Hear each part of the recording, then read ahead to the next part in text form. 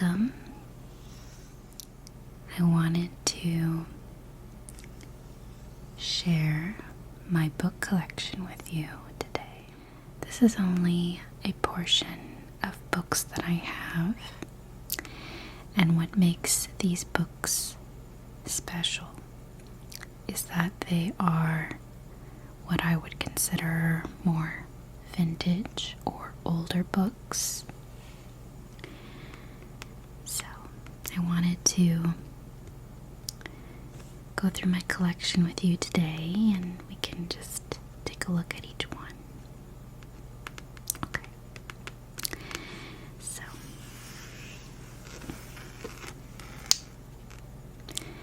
this first book is a poem book or poetry book. This is the cover. It looks like it has a beautiful sort of like illustration. I think that's like a woman and like an instrument. There's a lot going on.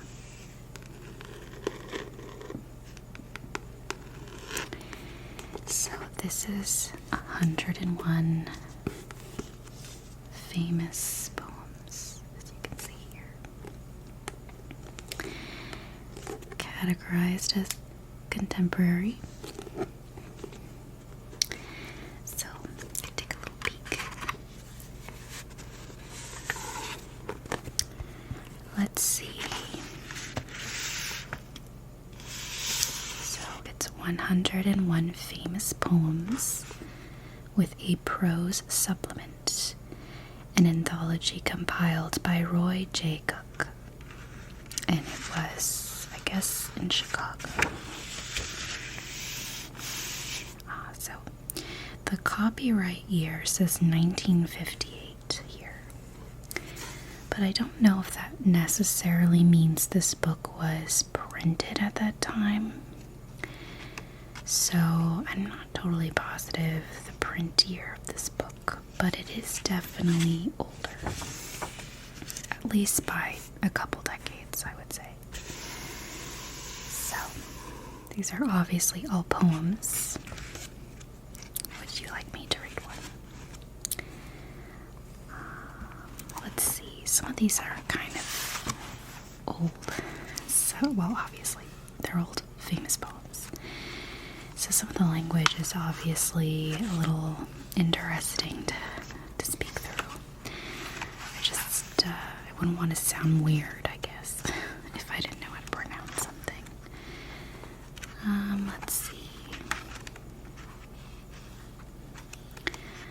I don't know.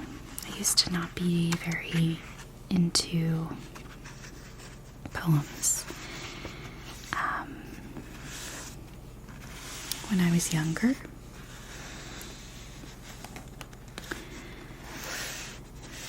and now I just have a new appreciation for them.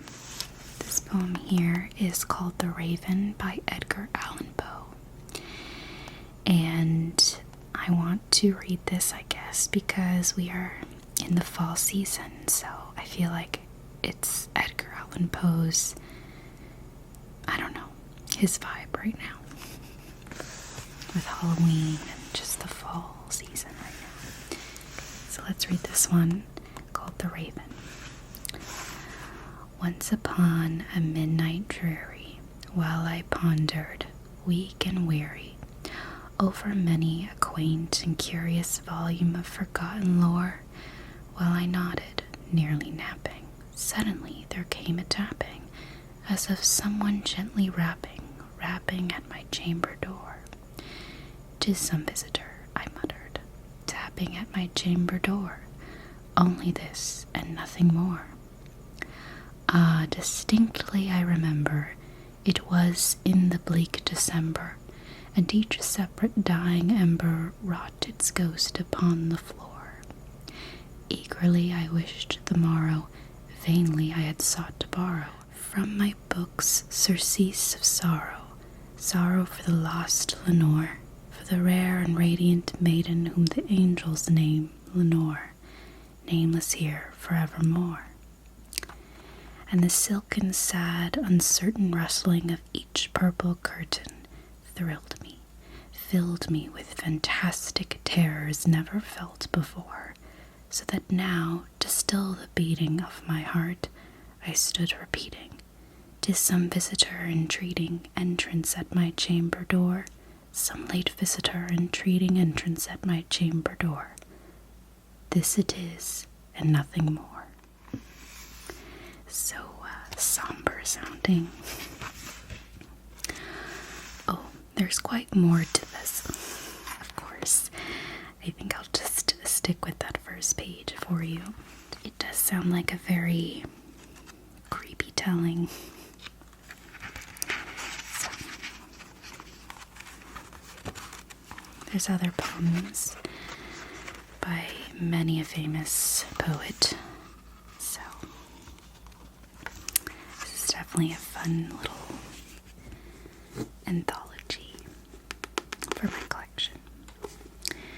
And who knows if it was truly printed in the 50s, but I feel it's probably the case. Okay, let's move on to the next book. So this next book is actually by the Reader's Digest, and it's a collection of stories. So let's see.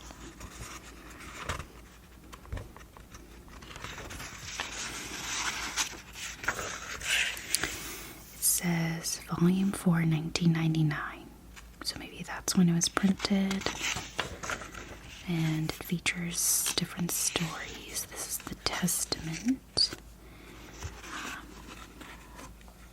There's also the Snow Falcon and a couple others. Terminal Event. I haven't read any of these, but I'll have to try them out. So that's what it looks like. It's mainly I liked how pretty it was. A lot of these books have been inherited by some relatives of mine that have since passed. So I've taken ownership of their older books, or, books that might not have been as old when they first had them. I actually love book collections, and I'm currently growing my own. I would love to have a library one day. That's the ultimate dream, honestly, for me. So this is another Reader's Digest. It features the Hungry as the Sea, the Tightrope Walker, the Passing Bells, and Flesh and Spirit. And again, it's super cute, in my opinion.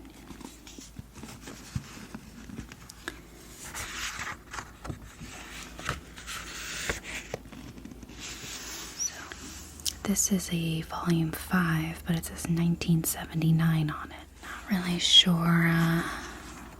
what year. Oh, this one has pictures. Okay. Well, I think most of them have pictures. And I assume these are like short stories, right?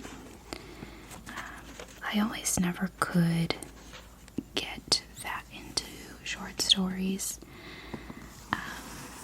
Mainly because they always sort of felt like scary stories, and I'm definitely not a horror person per se.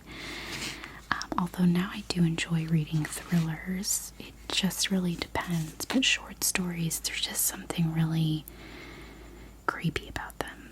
I don't know.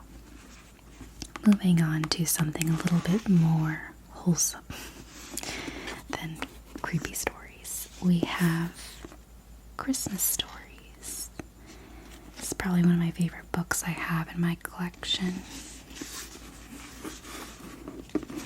So, this book is pretty old. It says 1912 over here. but I don't know if that means that was the year this book existed, or I don't know. So it has A Christmas Carol, which is a classic. Let's see, I think it has some other stories in it. The Chimes, The Cricket of the Hearth,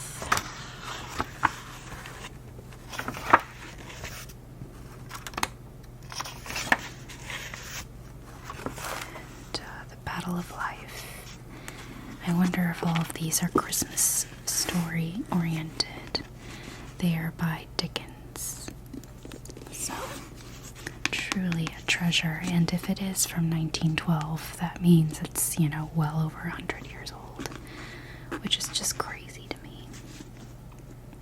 I do fear that the books this old end up getting like mold and stuff, so maybe one day I can try and figure that out, but for now they're just sort of lovingly in my home. Okay, so that's the Christmas stories. And these books are in no particular order, by the way. So this one has a nice illustration. Can you guess what it is? Well, it says it right there, but Little Women. So it's an old edition of Little Women by Louisa May Alcott. Let's see. Yeah, it is quite sad because the binding is really loose on it. So, but it has beautiful illustrations. I did actually read from this when I was younger. It says copyright 1947. Again, not sure if that's the printing. Oh, it says 1978 printing. Okay. Yeah, some of these don't have the print years, which can make it sort of hard to decipher their print date. So, I'll have to be very gentle.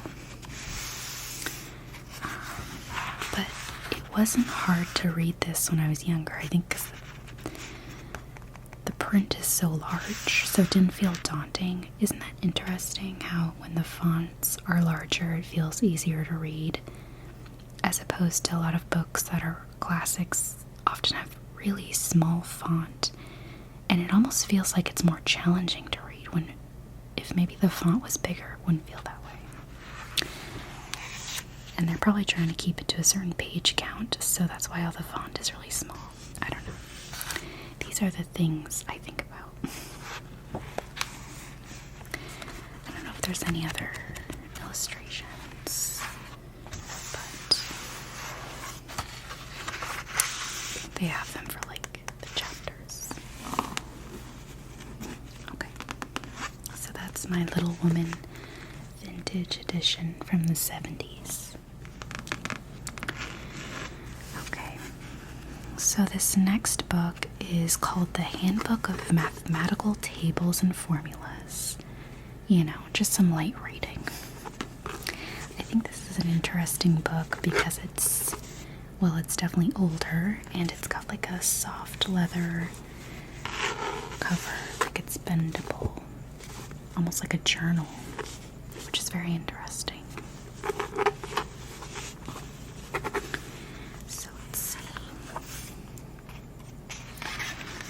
Book had belonged to my great uncle, who's since passed. And let's see, it says copyright 1933, 1940, and then reprinted in 1946. So maybe that was from the 40s. That seems about accurate, but I can tell you right now, I have not read this book. I wonder if any of this is outdated. Probably. I mean, can math really be outdated, or just the way we go about it, Okay, well, you get the gist. I use it as a decor piece, but maybe someday someone after me might find it interesting. Who knows? is another old book, I think, from my great uncle.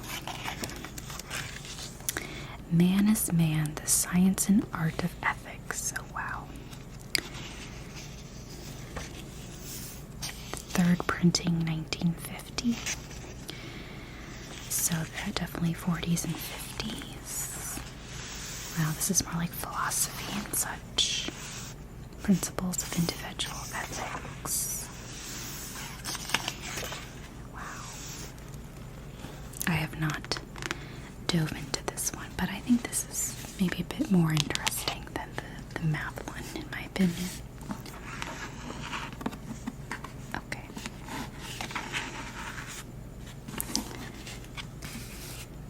Let's see the next one. Oh, this one's more exciting. Now, this one I have lovingly read from since I was a teenager, essentially. Younger than that. Probably around 13 years old. So, a teenager. But this is the collection of Sherlock Holmes.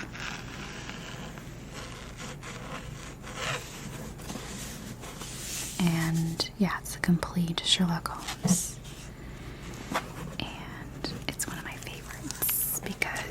Enjoyed reading Sherlock Holmes. This says 1936. I mean, wow, if it was 1936. That's surprising. It has several different dates, but they are copyright dates. So, yeah. In Memoriam, Sherlock Holmes. Study in Scarlet. You know, I've read most of these stories, and sadly, I don't really remember them. It's maybe one of those things where time has passed, and I could probably read it and remember, but I can't think off the top of my head. They were all about. So, just one of those things. But yes, I loved these stories, reading them as a younger youth, and trying to make sure I was careful, because I knew it was old. I think the binding is a little sensitive, so if I did want to read Sherlock Holmes again, I'll probably use a different edition, and just to make sure this one stays pristine. So this next one is Shakespeare's Use of Learning. It's a Shakespeare book. Fun fact, I am really into Shakespeare. The stories, for sure. I think it's hard to read in the original text, in my opinion, but I do enjoy the stories, you know. I think there was often this feeling, even in college, because I think college was kind of the years I felt most interested in Shakespeare. There was this sense of sort of those who enjoyed the stories versus those who sort of, I don't know, were pretentious about the text and the original way of speaking it, which I love. I think it's so beautiful and fun, even if I can't understand a lot of it, because it is like a completely different language often. I do think it's beautiful in its own right, but I think I most connected to Shakespeare when I watched a movie, interpretations, and plays. So I think everyone has their own unique experience, but yeah, so this is, let's see, Shakespeare's Use of Learning, an inquiry into the growth of his mind and art by Virgil K. Whittaker. And this was 1953, potentially. Probably also printed then. So this is probably like an analysis of his different stories and writings. I don't think I've dove into this in depth. Not sure if I ever will, but I think I'd have to say I enjoy the comedies the most. Like The Taming of the Shrew. Much Ado About Nothing is probably my favorite story. For sure. The tragedies are just so sad. It's hard to enjoy them. I think Romeo and Juliet is obviously one that is somewhat enjoyable, but some of the other ones are really sad. Like, I think King Lear is a really sad one. Just very interesting. But I do love a good Shakespeare story. This next book is so old and torn that I can't even read what it is on the front here. I think this might have been my grandmother's, I'm not sure. I have to be careful. So this is actually a French learning book that my grandmother had. And she wrote, I think, all these notes, all this handwriting, beginning French. Which, fun fact, I took French in high school and in college. I don't necessarily regret taking it, but I do feel that in college it wasn't something I needed to have taken as a minor. And that's really just because the classes were not, I would say, the most fun classes. I feel like I didn't really learn that well, and I feel like I could have put my time somewhere else a little bit. Wow, this is like a workbook. This was like her homework. That's crazy. I wonder if there's any, oh, look at that.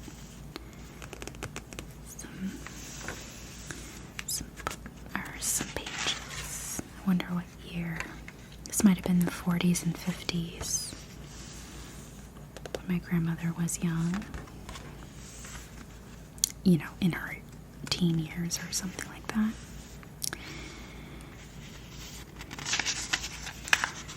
Wow, this could be vintage French too, like kind of older ways of speaking. This is taking me back to my own days doing homework with French homework. Yeah. Alright. So that's that book. This book is also very old. Let's see. A map of London from the Restoration to the 19th century. So, this was 1951. It's the College Survey of English Literature.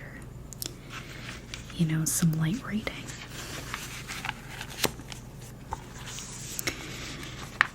So, I'm not even sure if this would be very interesting.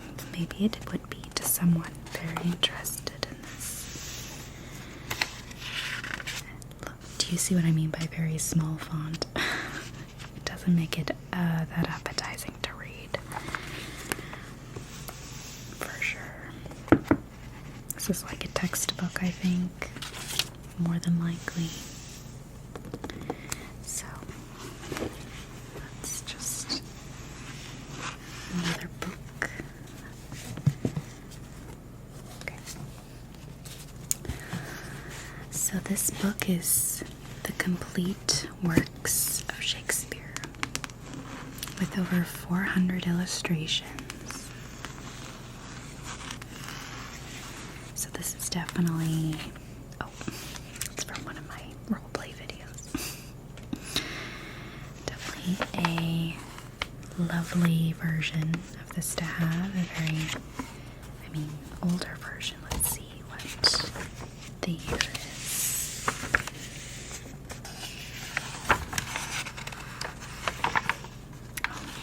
Well, I don't know what the year is because it does not say.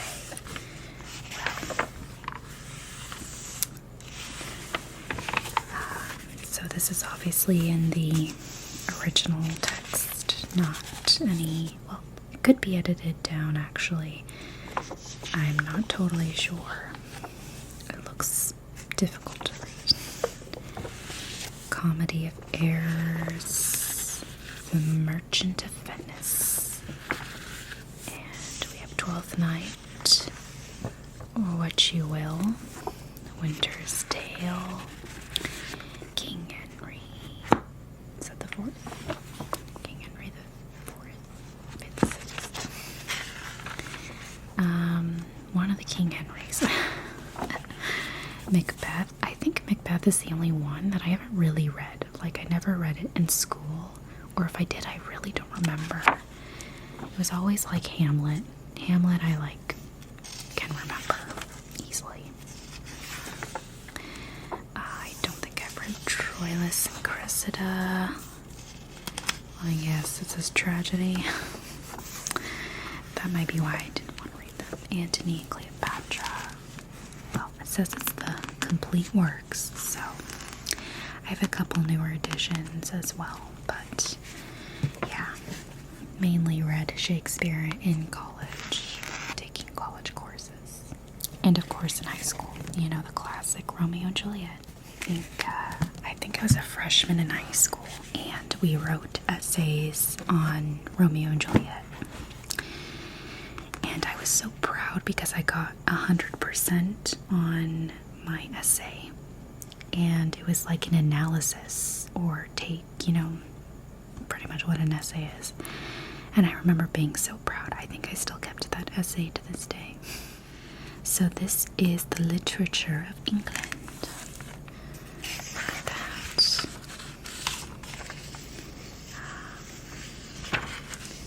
It says copyright. The latest written year is 1947. Once again, don't know if that was the print year. This looks like another textbook someone kept. Maybe a relative of mine had an English class, English literature, and this was their textbook, which is very funny because I think I have some textbooks from my years taking courses. So, A Brave New World, Edmund Spenser. Interesting.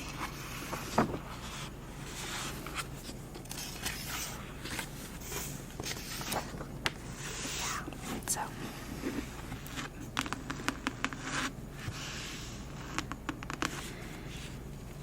another treasure.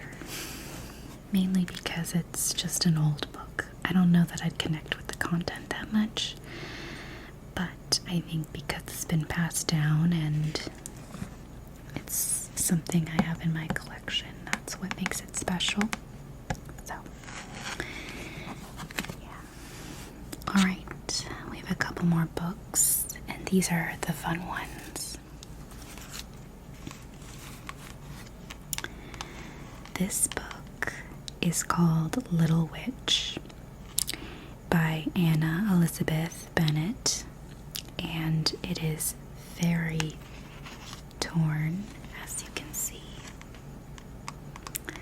And that's because I read it when I was younger. It's definitely a very funny book.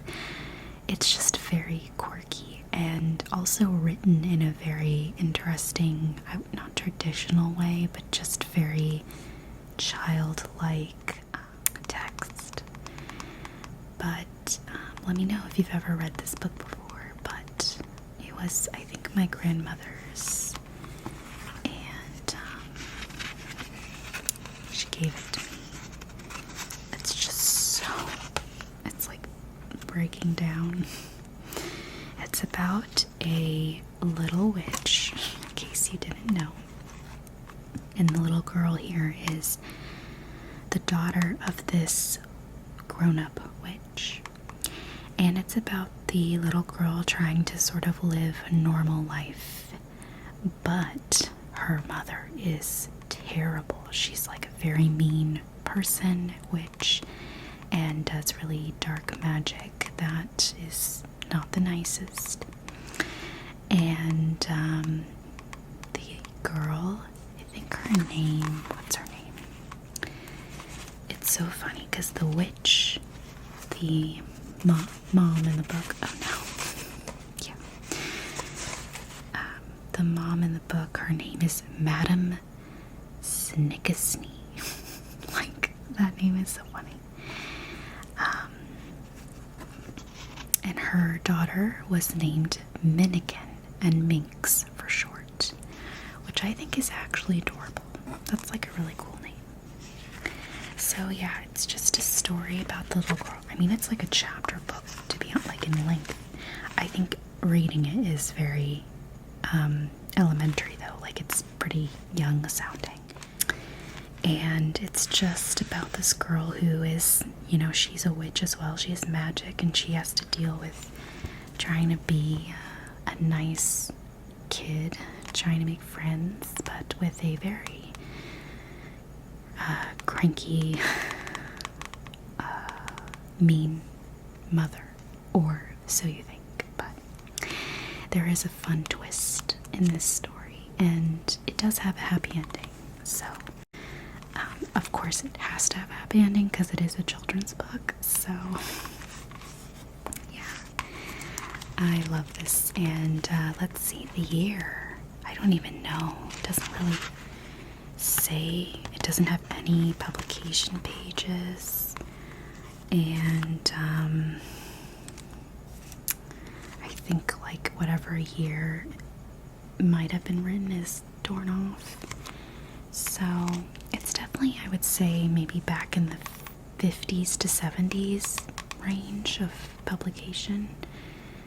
That's kind of the vibe. It gets, you know, she's like wearing a 50s style dress. So I think that is the generation she might have been from. But yes, this is a treasured piece, and I feel like it's very on theme for Halloween, in my opinion.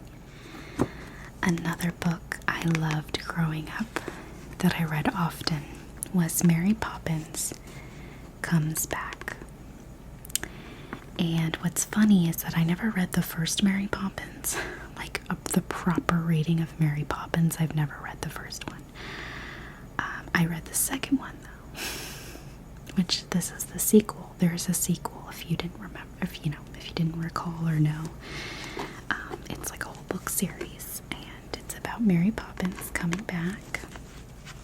And it's essentially her visiting the children that she took care of again after leaving, and then their various adventures, of course, because she comes back.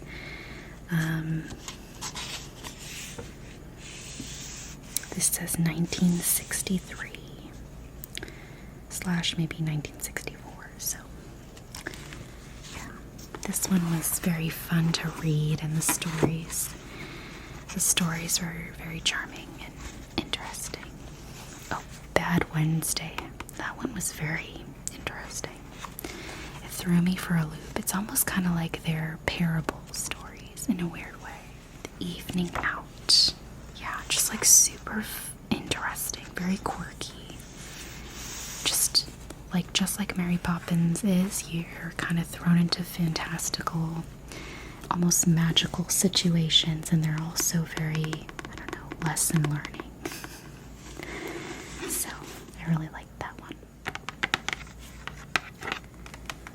So this book is C.S. Lewis, The Chronicles of Narnia. Well, books, I should say. There's several of them. And this one is I didn't realize that was all torn up, but these are obviously several books in the series. I think it's missing The Lion, the Witch, and the Wardrobe, if I'm not mistaken. So, these are old editions, or older editions, I should say. I mean, they don't look that old. It looks like 1987 where these were printed, and the artwork is very vintage and interesting. So this is the silver chair.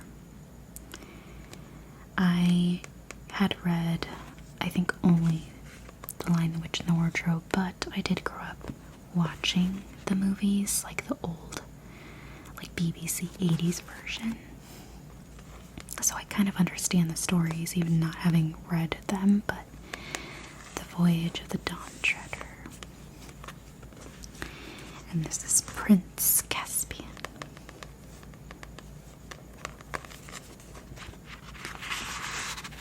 So, these are obviously like little books. I like that I have a little collection of them, and I do actually have The Lion, the Witch, and the Wardrobe. It's just a different edition, just something more, I think, recent. Well, not even recent. Early 2000s is also a few decades away. But yeah, these are my 80s versions. Continuing on our children's book theme, we have The Bear's Vacation by Stan and Jan Berenstain. I would always say Berenstain. So, I don't know. This is one of those children's books that we had growing up that I happened to keep when I moved out, kind of thing. We had so many more of these, but this is one that seemed to make it. But yeah, when I grew up reading these, there was definitely a lot of them. And this edition is from, it says 1968, but don't know. Yeah. Could easily be from the 90s for all I know. Like in terms of print and cover art. So there's that one. And then this one I threw in. I don't feel like it's that old in my opinion, but I did grow up reading it. It's The Giving Tree, which I'm sure we've all read at some point in our lives. It's truly bittersweet, for sure. And this was copyrighted in 1964, but I think this was printed like early 2000s, I want to say. And like, it's basically like a poem style. Like, you know, before Milk and Honey by Ruby Kaur, we had The Giving Tree style. Maybe that's why we were so intrigued by those poems. If you haven't heard of Milk and Honey, it's a poem, a collection of poems by Ruby Kaur. Yeah. She has very similar style where it's like minimal text and then an illustration. I think that's just funny that I thought of that when I opened this up. But obviously this is it's telling an actual story. It's not a poem. Although I think it does kind of read like a poem in a way. As most children's books can sound very melodic and rhythmic, right? So I have a couple more books here. This one is called Myrtle Albertina's Secret. And it's by Lillian Pullman. This one was definitely like in the 60s, 50s, yeah. Oh, this is printing 1972. Okay, so the 70s. And it's like a chapter book. It's like a full-length story of Myrtle Albertina's Secret, which is a very intriguing title. So,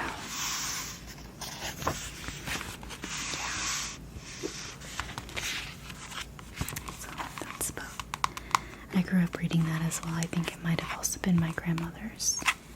So this might be familiar, but this is The Clue of the Broken Locket, which is from the Nancy Drew series. Now, Nancy Drew is obviously pretty popular and whatnot. This edition, I don't even know what edition it's from, but it's obviously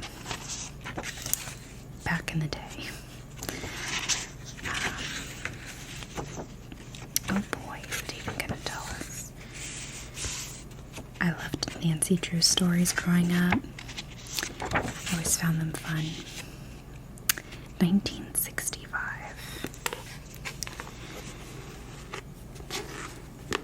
So, and has like a cute yellow binding, and now they're kind of like, at least some other editions I had when I was young, they were like a bright yellow, so I thought this was nice to have. Okay. I think there's some, I don't know if there's any illustrations, I'm not sure, but that one's nice. And then I have a couple, like the Nancy Drew files. Like, I don't know. I feel like this was Nancy when she was like in college. It was a little bit more like, not risque, but it was just like a little more, I don't know. Look at that. She looks like she's solving crimes and being a fashionista. Like, I love it. There's just like some, it feels really 80s, I want to say. So apparently Nancy doesn't age. I don't even know when this was printed. So let's see. It says it's copyright 1986. The latest date I'm seeing is 1988. So yeah, these are like the 80s versions. I mean, if she was 18 in the 50s, I don't think she would be 18 in the 80s, but she was portrayed as like a college student in these books. So I think it was just kind of like Nancy, like a different universe of Nancy. The multiverse, if you will, of Nancy. So, and it was like all the same characters, same best friend, same love interest, but written for the audience in the 80s, I suppose. So this one is False Moves, and this one is Buried Secrets. And I just love how retro they look. Like, look at that. I think they look so great. They look very 80s, which I love. Okay. So I saved what, in my opinion, is the best for last. That's because this is an old collection of Little House on the Prairie books, and if you've, I don't know, been here long enough, or have watched that particular video, I think it was my DVD collection. I have all the DVDs of the Little House on the Prairie show, and I talked about how I was very obsessed with that series as a child, like the book series, and I think my mom had located this old collection of Little House on the Prairie books, and I just had to have it, even though I already have a full set of my own books. They are not this vintage, in my opinion. And it's in the original, like, they're all here, like none are missing. So, I mean, that's pretty cool. It's got like old illustration still. It's obviously like a cardboard box. Okay, so I only took out a couple because I'm not sure I want to like take all of them out. So this is what it looks like. This is actually one of my most favorite stories out of the set. Little Town on the Prairie. I felt like that was like her teenage years, and it was getting very exciting. You know, she was finding romance and all that stuff. Yeah, I liked this book a lot. I liked all the books for sure, but I loved, especially as she got a little older and more in her teen years.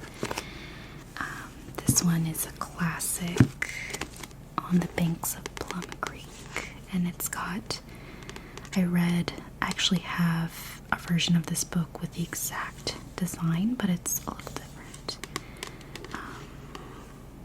But yeah. So, let's see. Very crinkly. I don't know if it's going to show me. Printed 1953. Wow. Okay, so printed 1953, but then it says book printing 1971. so I don't really know which version this is. It could be the 70s. That probably would make more sense, honestly. But it's so pristine. I mean, it's been read before because of the wrinkles on the binding, but it's just so... I don't know, it's so intact, which it's very unexpected a lot of the time. I've had, as you can see, a lot of books that have been falling apart, and then some that are not just yet. So, yes, love these additions to my collection. And hopefully I can pass them along to people who will also love them someday, but for now, I'll get to enjoy them. So, these were my old book collection, or vintage book collection. It seems like a lot, but also not that much. And of course, I'm always on the hunt for books that are vintage, but at this point in my life, I think, I've inherited a lot of these books, and some of them I'm not quite interested in the material. But I would say that I am in a point in my life where I do want to find the books I read as a young child or teenager, and I would want to have again in my collection permanently. I think I'm in a place where I'd like to invest in buying those books that I loved so much, because there's nothing worse than thinking back to a book that you loved but you can't remember the title, and you'll never be able to locate it again, which sounds really sad.